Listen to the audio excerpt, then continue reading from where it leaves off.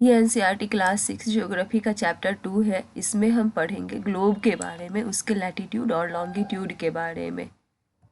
जैसा कि हमने पिछले चैप्टर में जाना कि अर्थ जो है वो पूरी तरह से स्फेयर नहीं है, इसके पोल के पास, नॉर्थ पोल के पास और साउथ पोल के पास चपटा है और बीच में बल्ज है, मतलब उभरा हुआ है।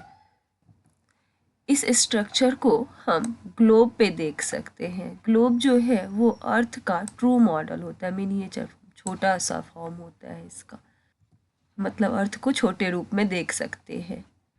ये अलग अलग साइज का और टाइप का हो सकता है।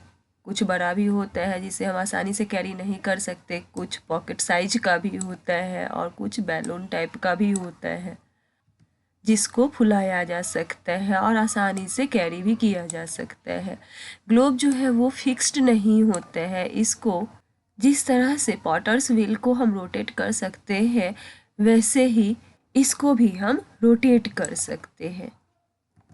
ग्लोब पर किसी भी कंट्री, कॉन्टिनेंट या फिर ओशन, इन सब को उनके सही आकार में दिखाया जाता है।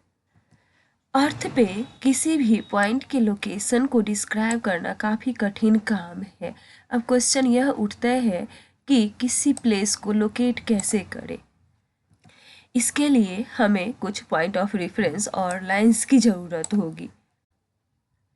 आपने नोटिस किया होगा कि ग्लोब में एक निडल फिक्स होता है जो कि झुका हुआ होता है, जैसे कि यहाँ पे है। ये जो ग्लोब है ये इस निडल में फिक्स किया गया है और ये निडल थोड़ा सा झुका हुआ है और इस निडल को एक्सिस कहा जाता है। ग्लोब पे ये जो दो पॉइंट है जिसके थ्रू निडल पास होता है, इसको पोल कहा जाता है। ऊपर वाला है नॉर्थ पोल और नीचे वाला है साउथ पोल। ग्लोब को इस निडल के चारों ओर ठीक वैसे ही घुमाया जा सकता है जैसे अर्थ मूव करता है वेस्ट टू ईस्ट, लेकिन वास्तव में अर्थ के पास ऐसा कोई निडल नहीं है। इसका जो एक्सिस है वो एक इमेजिनरी लाइन है जिसके चारों ओर ये मूव करता है। दूसरा जो इमेजिनरी लाइन है यह ग्लोब को दो पार्ट में इक्वल हिस्सों में डिवाइड करता है जिसे कि इक्वेटर कहा जाता है, कुछ इस तरह से। इस इक्वेटर के ऊपर वाले हिस्से यानी कि नॉर्दर्न हाफ को नॉर्दर्न हेमीस्फीयर कहा जाता है और साउदर्न हाफ को साउदर्न हेमीस्फीयर कहा जाता है। यहाँ पर दिया गया है, ये है इक्वेटर। यह एक इमेजिनरी लाइन होता है, सर्कुलर लाइन, जिससे कि अर्थ पे किसी भी लोकेशन को लोकेट किया जा सकता है, किसी भी प्लेसेस को लोकेट किया जा सकता है। इसके लिए यह रेफरेंस पॉइंट की तरह काम करता है। अब इस इक्वेटर के पैरेलल में जितने भी लाइंस हैं पोल तक, इन सारे पैरेलल सर्कल्स को पैरेलल्स ऑफ लैटिट्यूड कहा जाता है। और ये जो लैटिट्यूड्स है इनको डिग्री में मेजर किया जाता है। इक्वेटर जो होता है वो 0 डिग्री लैटिट्यूड होता है, क्योंकि इक्वेटर से किसी पोल का डिस्टेंस अर्थ के चारों ओर जो सर्कल बनेगा उसका 1/4 होता है। और एक सर्कल 360 डिग्री एंगल बनाता है, इसका 1/4 हुआ 90 डिग्री। मतलब 90 डिग्री नॉर्थ लैटिट्यूड अगर हम बोले तो इसका मतलब है नॉर्थ पोल, और 90 डिग्री साउथ लैटिट्यूड का मतलब हुआ साउथ पोल। इक्वेटर के नॉर्थ में जितने भी पैरेलल्स होते हैं वो नॉर्थ लैटिट्यूड्स कहलाते हैं और साउथ में जितने भी पैरेलल्स होते हैं इक्वेटर के उन्हें साउथ लैटिट्यूड्स कहते हैं। हर एक लैटिट्यूड को नॉर्थ या साउथ से डिनोट किया जाता है। अगर नॉर्थ लैटिट्यूड रहेगा तो N लगेगा उसके साथ, और अगर साउथ लैटिट्यूड रहेगा तो उसके साथ S लगेगा।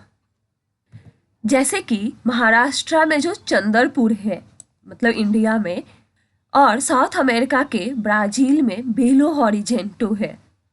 ये दोनों ही 20 डिग्री लैटिट्यूड पे है, लेकिन चंद्रपुर जो है ये 20 डिग्री नॉर्थ लैटिट्यूड पे है और हॉरिजॉन्टे जो है ये 20 डिग्री साउथ लैटिट्यूड पे है इक्वेटर के। और इसलिए हम कह सकते हैं कि चंद्रपुर जो है वो 20 डिग्री नॉर्थ लैटिट्यूड पर सिचुएटेड है, स्थित है, और बेलो हॉरिजॉन्टे 20 डिग्री साउथ लैटिट्यूड पर स्थित है। एक और इम्पॉर्टेंट बात कि जैसे जैसे हम इक्वेटर से दूर जाते हैं, ये लैटिट्यूड का जो साइज है ये धीरे धीरे घटते जाता है। यहाँ पर दिया गया है कि अगर हम अपनी जगह से पोल स्टार का एंगल मेजर कर लेते हैं तो अपनी जगह का लैटिट्यूड हम जान सकते हैं कि कितने डिग्री लैटिट्यूड पर है। अब है important parallels of latitude. Equator जो कि 0 डिग्री पे है, उसका नॉर्थ पोल और साउथ पोल जो कि 90 डिग्री पे है। इनके अलावा 4 और इम्पॉर्टेंट पैरेलल्स ऑफ लैटिट्यूड होते हैं। Tropic of Cancer, Tropic of Capricorn, Arctic Circle और अंटार्कटिक सर्किल। यहाँ पर दिखाया गया है कि ट्रॉपिक ऑफ कैंसर जो होता है वो 23.5 डिग्री नॉर्थ लैटिट्यूड पे होता है। ट्रॉपिक ऑफ कैप्रिकॉर्न जो होता है 23.5 डिग्री साउथ लैटिट्यूड पे होता है। Arctic circle 66.5 degree north latitude पे होता है और Antarctic circle 66.5 degree south latitude पे होता है। आर्कटिक सर्किल और नॉर्थ पोल के बीच में फ्रिजिड जोन आता है। उसके बाद आर्कटिक सर्कल और ट्रॉपिक ऑफ कैंसर के बीच में नॉर्थ टेम्परेट जोन आता है। ट्रॉपिक ऑफ कैंसर और ट्रॉपिक ऑफ कैप्रिकॉर्न के बीच में टॉरिड जोन होते हैं। इसके बाद ट्रॉपिक ऑफ कैप्रिकॉर्न और अंटार्कटिक सर्कल के बीच में साउथ टेम्परेट जोन होता है। फिर अंटार्कटिक सर्किल और साउथ पोल के बीच में फ्रिजिड जोन होता है। इसके बारे में अभी हम डिटेल में जानेंगे। अब है heat zones of the earth. Mid day sun जो होता है वो ट्रॉपिक ऑफ कैंसर और ट्रॉपिक ऑफ कैप्रिकॉर्न के बीच में जितने भी लैटिट्यूड्स होते हैं उन पर उनके ऊपर साल में एक बार जरूर आता है और इसलिए इस एरिया को ट्रॉपिक ऑफ कैंसर से ट्रॉपिक ऑफ कैप्रिकॉर्न के बीच में सन से ज़्यादा हीट मिलता है और इस जोन को टॉरिड जोन कहा जाता है। यहाँ पर इस फिगर में दिखाया गया है कि इस टॉर्च से लाइट डायरेक्ट इस पे आ रहा है, इसलिए ये छोटा एरिया कवर कर रहा है, जबकि इस टॉर्च का जो लाइट है ये डायरेक्ट सरफेस पे नहीं पड़ रहा है बल्कि तिरछा होकर के पड़ रहा है, इसलिए ये ज़्यादा एरिया कवर कर रहा है। ट्रॉपिक ऑफ कैंसर और ट्रॉपिक ऑफ कैप्रिकॉर्न के बाहर किसी भी लैटिट्यूड के ऊपर मिड डे सन कभी भी डायरेक्ट नहीं आता है, ओवरहेड नहीं होता है। पोल के तरफ सन का रेज धीरे धीरे डिक्रीज होता जाता है और इसलिए नॉर्दर्न हेमीस्फीयर में ट्रॉपिक ऑफ कैंसर और आर्कटिक सर्कल के बीच में और साउदर्न हेमीस्फीयर में ट्रॉपिक ऑफ कैप्रिकॉर्न और अंटार्कटिक सर्कल के बीच में मॉडरेट टेम्परेचर रहता है, क्योंकि यहाँ पर सन ओवरहेड तो होता नहीं है तो डायरेक्ट हीट इसको नहीं मिलता है। अब इस जोन को कहा जाता है टेम्परेट जोन। नॉर्दर्न हेमीस्फीयर में आर्कटिक सर्कल और नॉर्थ पोल के बीच में और साउदर्न हेमीस्फीयर में अंटार्कटिक सर्कल और साउथ पोल के बीच में जो एरिया होता है वो काफ़ी ठंडा होता है। ऐसा इसलिए क्योंकि सन इन एरियाज में हॉरिजन के ऊपर नहीं उगता। इधर हमेशा सन का तिरछा रे ही जाता है और इसके वजह से कम हीट मिल पाता है, इसलिए इन जोन्स को फ्रिजिड जोन कहा जाता है, मतलब वेरी कोल्ड।